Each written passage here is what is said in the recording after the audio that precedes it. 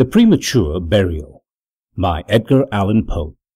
Read for you by Chiquito Crasto. There are certain themes of which the interest is all-absorbing, but which are too entirely horrible for the purposes of legitimate fiction.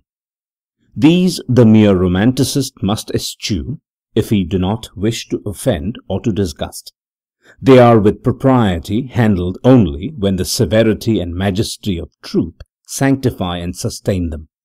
We thrill, for example, with the most intense of pleasurable pain over the accounts of the passage of the Beresina, of the earthquake at Lisbon, of the plague at London, of the massacre at St. Bartholomew, or of the stifling of the 123 prisoners in the Black Hole at Calcutta. But in these accounts it is the fact, it is the reality, it is the history which excites. As inventions, we should regard them with simple abhorrence. I have mentioned some few of the more prominent and august calamities on record, but in these it is the extent, not less than the character of the calamity, which so vividly impresses the fancy. I need not remind the reader that, from the long and weird catalogue of human miseries, I might have selected many individual instances more replete with essential suffering than any of these vast generalities of disaster. The true wretchedness, indeed, the ultimate woe, is particular, not diffuse. That the ghastly extremes of agony are endured by man the unit, and never by man the mass, for this let us thank a merciful God. To be buried while alive is, beyond question, the most terrific of these extremes which has ever fallen to the lot of mere mortality. That it has frequently, very frequently, so fallen will scarcely be denied by those who think. The boundaries which divide life from death are at best shadowy and vague. Who shall say where the one ends and where the other begins? We know that there are diseases in which occur total cessations of all the apparent functions of vitality, and yet in which these cessations are merely suspensions, properly so called. They are only temporary pauses in the incomprehensible mechanism. A certain period elapses, and some unseen mysterious principle again sets in motion the magic pinions and the wizard wheels. The silver cord was not forever loosened, nor the golden bowl irreparably broken. But where, meantime, was the soul? Apart, however, from the inevitable conclusion a priori that such causes must produce such effects, that the well-known occurrence of such cases of suspended animation must naturally give rise, now and then, to premature interments. Apart from this consideration, we have the direct testimony of medical and ordinary experience to prove that a vast number of such interments have actually taken place. I might refer at once, if necessary, to 100 well-authenticated instances, one of the very remarkable character, and of which the circumstances may be fresh in the memory of some of my readers, occurred not very long ago in the neighboring city of Baltimore, where it occasioned a painful, intense, and widely extended excitement. The wife of one of the most respectable citizens, a lawyer of eminence, and a member of Congress, was seized with a sudden and unaccountable illness, which completely baffled the skill of her physicians. After much suffering, she died, or was supposed to die. No one suspected, indeed, or had reason to suspect, that she was not actually dead. She presented all the ordinary appearances of death. The face assumed the usual pinched and sunken outline. The lips were of the usual marble pallor. The eyes were lustreless. There was no warmth. Pulsation had ceased. For 3 days the body was preserved unburied, during which it had acquired a stony rigidity. The funeral, in short, was hastened, on account of the rapid advance of what was supposed to be decomposition. The lady was deposited in her family vault, which for 3 subsequent years was undisturbed. At the expiration of this term it was opened for the reception of a sarcophagus. But alas, how fearful a shock awaited the husband, who personally threw open the door. As its portal swung outwardly back, some white-apparelled object fell rattling within his arms. It was the skeleton of his wife in her yet unmoulded shroud. A careful investigation rendered it evident that she had revived within 2 days after her entombment, that her struggles within the coffin had caused it to fall from a ledge or shelf to the floor, where it was so broken as to permit her escape. A lamp which had been accidentally left full of oil within the tomb was found empty. It might have been exhausted, however, by evaporation. On the uttermost of the steps which led down into the dread chamber was a large fragment of the coffin, with which it seemed that she had endeavoured to arrest attention by striking the iron door.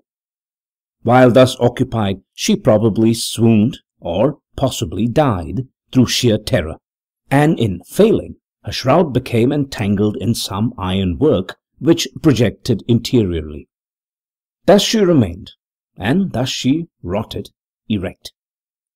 In the year 1810, a case of living inhumation happened in France, attended with circumstances which go far to warrant the assertion that truth is indeed stranger than fiction. The heroine of the story was a Mademoiselle Victorine Lafourcade, a young girl of illustrious family, of wealth, and of great personal beauty. Among her numerous suitors was Julien Bossuet, a poor litterateur or journalist of Paris. His talents and general amiability had recommended him to the notice of the heiress, by whom he seems to have been truly beloved. But her pride of birth decided her, finally, to reject him, and to wed a Monsieur Renel, a banker and a diplomatist of some eminence. After marriage, however, this gentleman neglected and perhaps even positively ill-treated her. Having passed with him some wretched years, she died. At least her condition so closely resembled death as to deceive every one who saw her.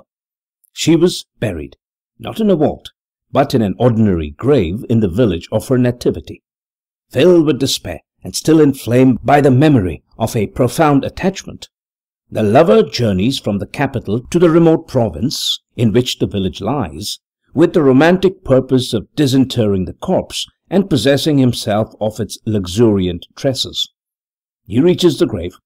At midnight he unearths the coffin, opens it, and is in the act of detaching the hair, when he is arrested by the unclosing of the beloved eyes. In fact, the lady had been buried alive. Vitality had not altogether departed, and she was aroused by the caresses of her lover from the lethargy which had been mistaken for death. He bore her frantically to his lodgings in the village. He employed certain powerful restoratives suggested by no little medical learning. In fine, she revived. She recognized her preserver. She remained with him until, by slow degrees, she fully recovered her original health. Her woman's heart was not adamant, and this last lesson of love sufficed to soften it. She bestowed it upon Bossuet. She returned no more to her husband, but, concealing from him her resurrection, fled with her lover to America. 20 years afterward, the two returned to France in the persuasion that time had so greatly altered the lady's appearance that her friends would be unable to recognize her. They were mistaken, however, for at the first meeting, Monsieur Renel did actually recognize and make claim to his wife. This claim she resisted, and a judicial tribunal sustained her in her resistance, deciding that the peculiar circumstances with the long lapse of years had extinguished, not only equitably, but legally, the authority of the husband. The Chirurgical Journal of Leipzig, a periodical of high authority and merit, which some American bookseller would do well to translate and republish, records in a late number a very distressing event of the character in question. An officer of artillery, a man of gigantic stature and of robust health, being thrown from an unmanageable horse, received a very severe contusion upon the head, which rendered him insensible at once. The skull was slightly fractured, but no immediate danger was apprehended. Trepanning was accomplished successfully. He was bled, and many others of the ordinary means of relief were adopted. Gradually, he fell into a more and more hopeless state of stupor, and finally it was thought that he died. The weather was warm, and he was buried with indecent haste in one of the public cemeteries. His funeral took place on Thursday.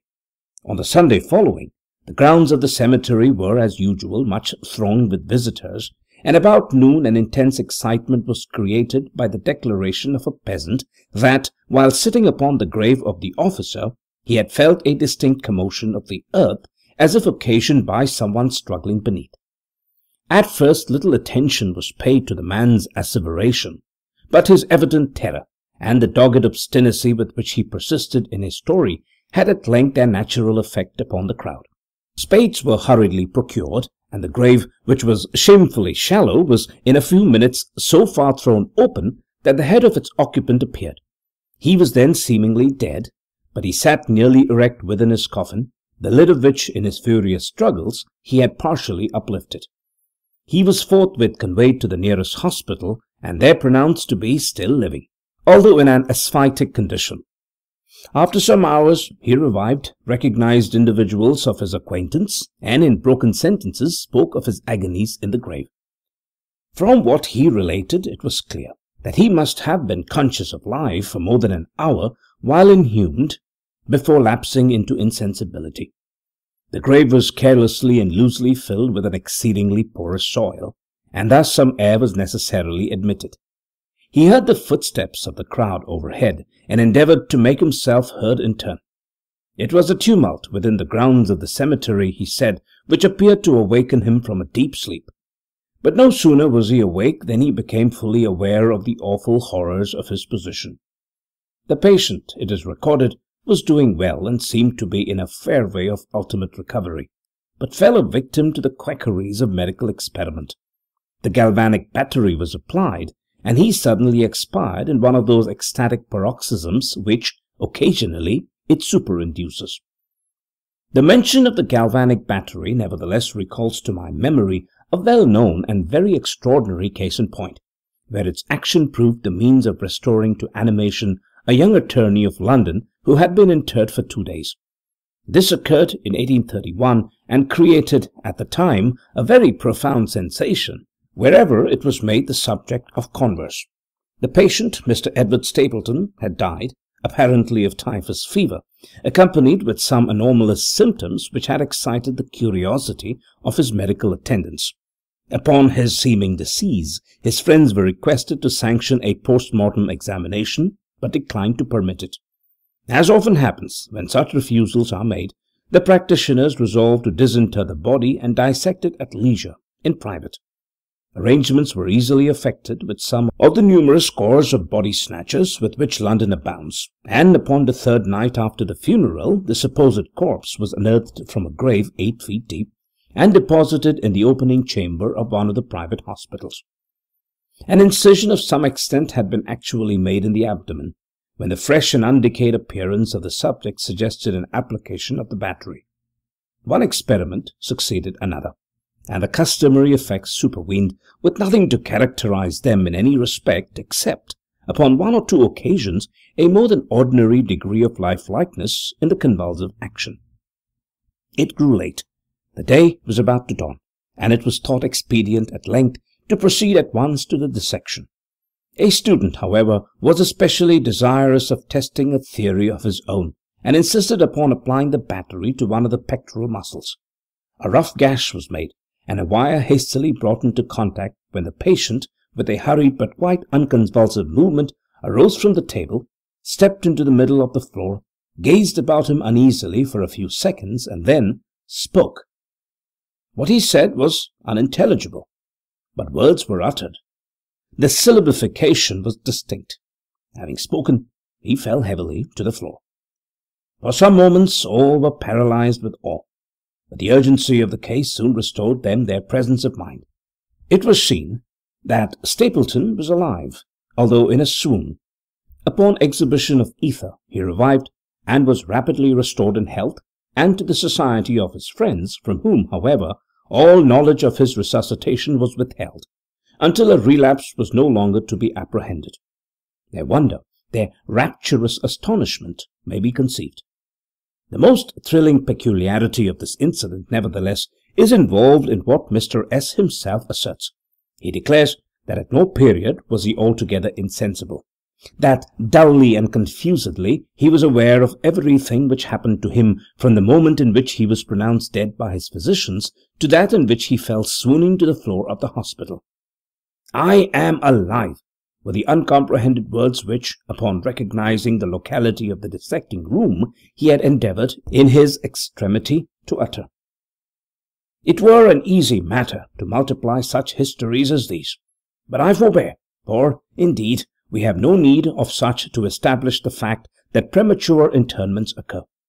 When we reflect how very rarely, from the nature of the case, we have it in our power to detect them, we must admit that they may frequently occur without our cognizance. Scarcely, in truth, is a graveyard ever encroached upon for any purpose, to any great extent, that skeletons are not found in postures which suggest the most fearful of suspicions. Fearful indeed the suspicion, but more fearful the doom. It may be asserted, without hesitation, that no event is so terribly well adapted to inspire the supremeness of bodily and of mental distress as is burial before death. The unendurable oppression of the lungs, the stifling fumes from the damp earth, the clinging to the dead garments, the rigid embrace of the narrow house, the blackness of the absolute night, the silence like a sea that overwhelms, the unseen but palpable presence of the conqueror worm, these things, with the thoughts of the air and grass above, with memory of dear friends who would fly to save us if but informed of our fate, and with consciousness that of this fate they can never be informed, that our hopeless portion is that of the really dead. These considerations, I say, carry into the heart which still palpitates a degree of appalling and intolerable horror from which the most daring imagination must recoil. We know of nothing so agonizing upon earth. We can dream of nothing half so hideous in the realms of the nethermost hell. And thus all narratives upon this topic have an interest profound, an interest, nevertheless, which, through the sacred awe of the topic itself, very properly and very peculiarly depends upon our conviction of the truth of the matter narrated. What I have now to tell is of my actual knowledge, of my own positive and personal experience. For several years I had been subject to attacks of the singular disorder which physicians have agreed to term catalepsy, in default of a more definitive title.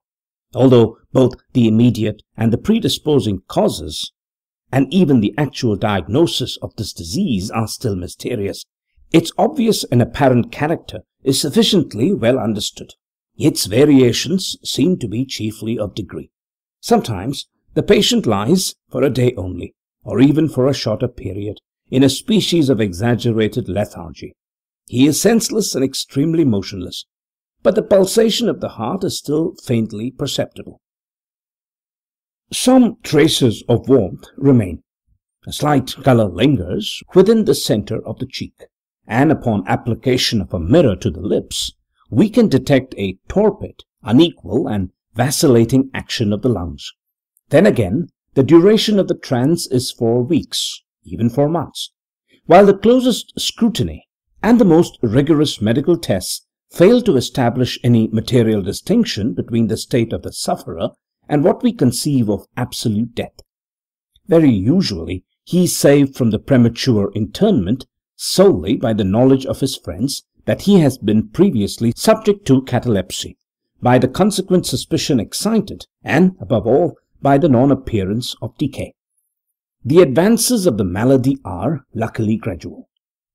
The first manifestations, although marked, are unequivocal. The fits grow successively more and more distinctive, and endure each for a longer term than the preceding. In this lies the principal security from inhumation. The unfortunate whose first attack should be of the extreme character which is occasionally seen would almost inevitably be consigned alive to the tomb. My own case differed in no important particular from those mentioned in medical books. Sometimes, without any apparent cause, I sank little by little into a condition of hemi-syncope, or half-swoon, and in this condition, without pain, without ability to stir, or, strictly speaking, to think, but with a dull, lethargic consciousness of life and of the presence of those who surrounded my bed, I remained until the crisis of the disease restored me suddenly to perfect sensation. At other times I was quickly and impetuously smitten. I grew sick and numb and chilly and dizzy, and so fell prostrate at once. Then for weeks all was void and black and silent, and nothing became the universe. Total annihilation could be no more. From these latter attacks I awoke, however, with a gradation slow in proportion to the suddenness of the seizure.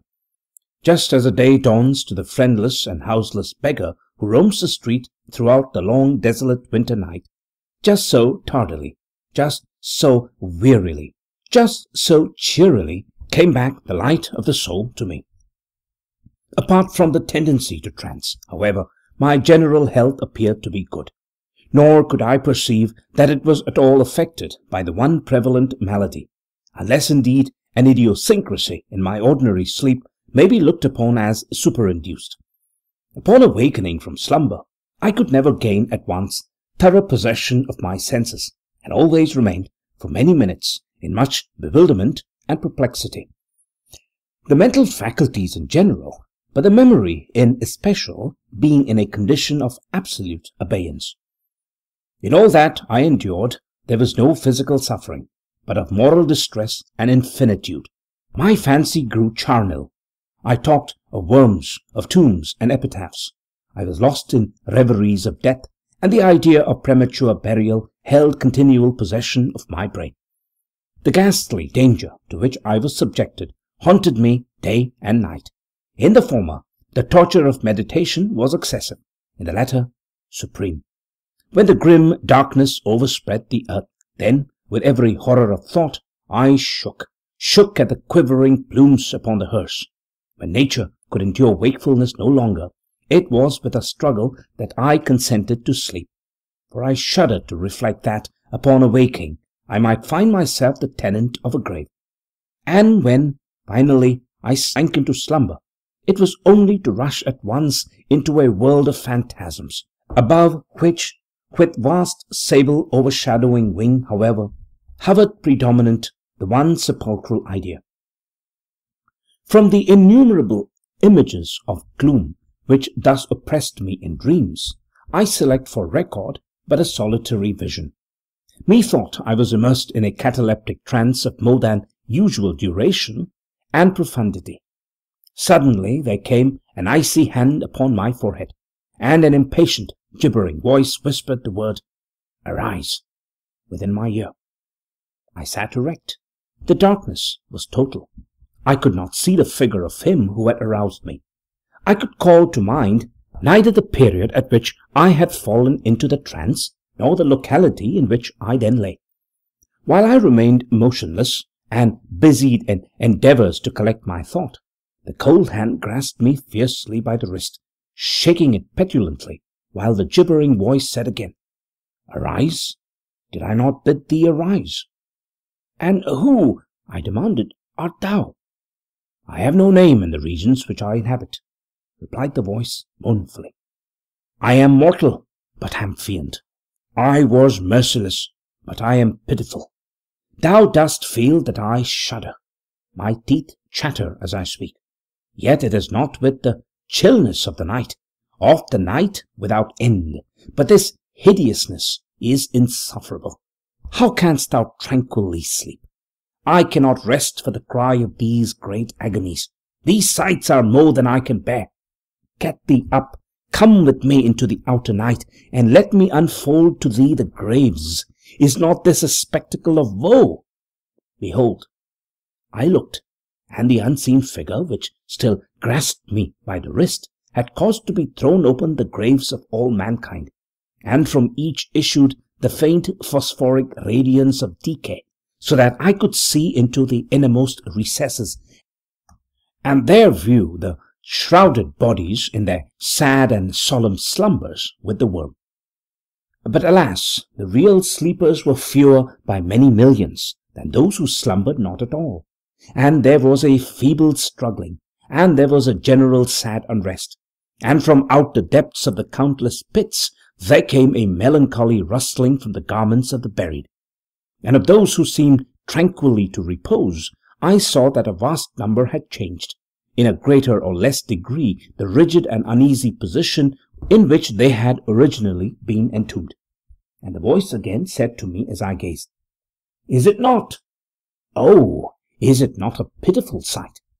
But before I could find the words to reply, the figure had ceased to grasp my wrist, the phosphoric lights expired, and the graves were closed with a sudden violence, while from out them arose a tumult of despairing cries, saying again, "Is it not? O God, is it not a very pitiful sight?" Fantasies such as these, presenting themselves at night, extended their terrific influence far into my waking hours. My nerves became thoroughly unstrung, and I fell a prey to perpetual horror. I hesitated to ride, or to walk, or to indulge in any exercise that would carry me from home. In fact, I no longer dared trust myself out of the immediate presence of those who were aware of my proneness to catalepsy, lest, falling into one of my usual fits, I should be buried before my real condition could be ascertained. I doubted the care, the fidelity of my dearest friends. I dreaded that, in some trance of more than customary duration, they might be prevailed upon to regard me as irrecoverable. I even went so far as to fear that, as I occasioned much trouble, they might be glad to consider any very protracted attack as sufficient excuse for getting rid of me altogether. It was in vain they endeavoured to reassure me by the most solemn promises. I exacted the most sacred oaths that under no circumstances they would bury me until decomposition had so materially advanced as to render farther preservation impossible. And even then, my mortal terrors would listen to no reason, would accept no consolation. I entered into a series of elaborate precautions. Among other things, I had the family vault so remodelled as to admit of being readily opened from within. The slightest pressure upon a long lever that extended far into the tomb would cause the iron portal to fly back. There were arrangements also for the free admission of air and light, and convenient receptacles for food and water within immediate reach of the coffin intended for my reception. This coffin was warmly and softly padded, and was provided with a lid fashioned upon the principle of the vault door, with the addition of springs so contrived that the feeblest movement of the body would be sufficient to set it at liberty. Besides all this, there was suspended from the roof of the tomb a large bell, the rope of which it was designed should extend through a hole in the coffin, and so be fastened to one of the hands of the corpse. But, alas, what avails the vigilance against the destiny of man? Not even these well-contrived securities suffice to save from the uttermost agonies of living inhumation, a wretch to these agonies foredoomed. There arrived an epoch, as often before there had arrived, in which I found myself emerging from total unconsciousness into the first feeble and indefinite sense of existence. Slowly, with a tortoise gradation, approached the faint grey dawn of the cycle day. A torpid uneasiness, an apathetic endurance of dull pain, no care, no hope, no effort. Then, after a long interval, a ringing in the ears. Then, after a lapse still longer, a prickling or tingling sensation in the extremities. Then a seemingly eternal period of pleasurable quiescence, during which the awakening feelings are struggling into thought. Then a brief resinking into non-entity. Then a sudden recovery. At length, the slight quivering of an eyelid, and immediate thereupon an electric shock of a terror, deadly and indefinite, which sends the blood in torrents from the temples to the heart.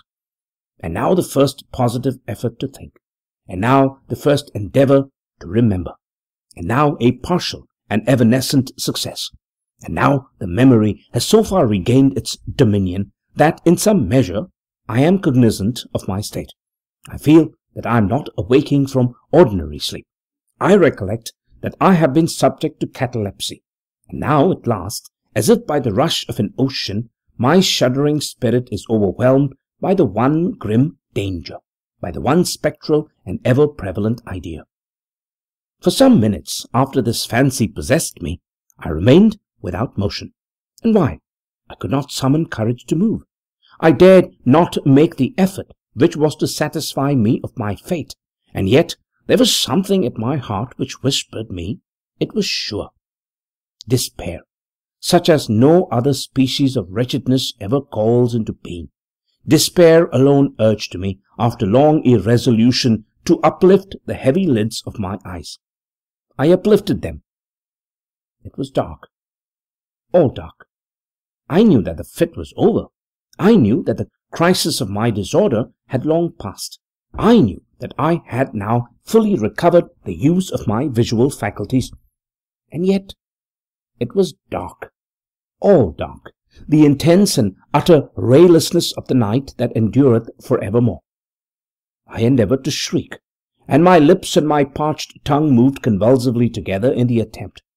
But no voice issued from the cavernous lungs, which, oppressed as if by the weight of some incumbent mountain, gasped and palpitated with the heart at every elaborate and struggling inspiration. The movement of the jaws in this effort to cry aloud showed me that they were bound up, as is usual, with the dead. I felt, too, that I lay upon some hard substance, and by something similar my sides were also closely compressed.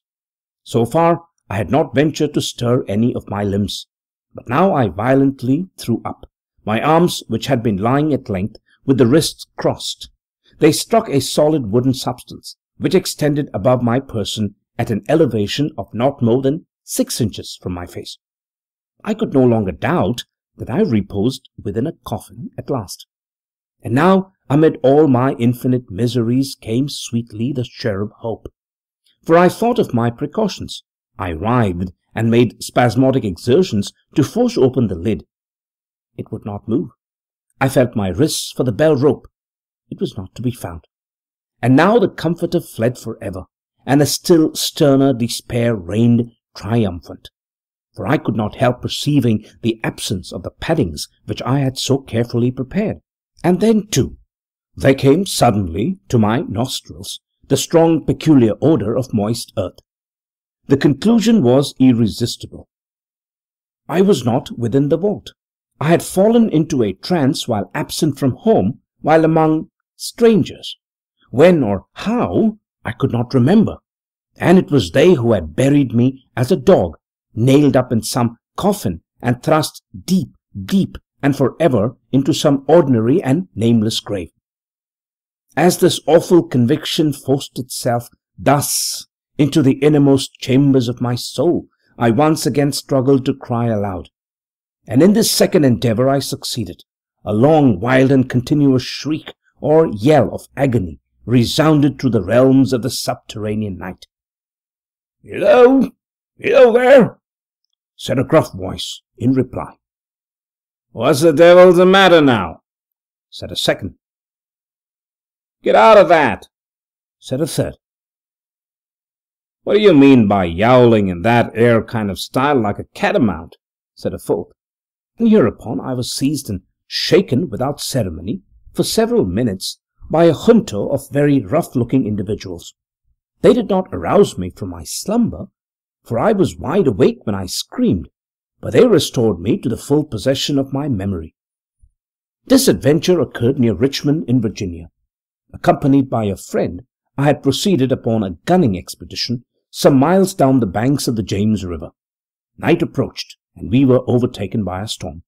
The cabin of a small sloop lying at anchor in the stream and laden with garden mould afforded us the only available shelter. We made the best of it and passed the night on board. I slept in one of the only 2 berths in the vessel, and the berths of a sloop of 60 or 70 tons need scarcely be described. That which I occupied had no bedding of any kind. Its extreme width was 18 inches. The distance of its bottom from the deck overhead was precisely the same. I found it a matter of exceeding difficulty to squeeze myself in. Nevertheless, I slept soundly, and the whole of my vision, for it was no dream and no nightmare, arose naturally from the circumstances of my position, from my ordinary bias of thought, and from the difficulty to which I have alluded of collecting my senses, and especially of regaining my memory for a long time after awaking from slumber. The men who shook me were the crew of the sloop, and some labourers engaged to unload it. From the load itself came the earthly smell. The bandage about the jaws was a silk handkerchief in which I had bound up my head in default of my customary nightcap. The tortures endured, however, were indubitably quite equal, for the time, to those of actual sepulture. They were inconceivably hideous, but out of evil proceeded good, for their very excess wrought in my spirit an inevitable revulsion. My soul acquired tone, acquired temper. I went abroad. I took vigorous exercise. I breathed the free air of heaven. I thought upon other subjects than death. I discarded my medical books. Buchan I burnt. I read no night thoughts, no fustian about churchyards, no bugaboo tales such as this. In short, I became a new man and lived a man's life. From that memorable night, I dismissed forever my charnel apprehensions, and with them vanished the cataleptic disorder, of which perhaps they had been less the consequence than the cause. There are moments when, even to the sober eyes of reason, the world of our sad humanity may assume the semblance of a hell. But the imagination of a man is no Carathis, to explore with impunity its very cavern. Alas, the grim legion of sepulchral terrors cannot be regarded as altogether fanciful, but like the demons in whose company Afrasiab made his voyage down the Oxus, they must sleep, or they will devour us. They must be suffered to slumber, or we perish. End of The Premature Burial by Edgar Allan Poe. Read for you by Chiquito Crasto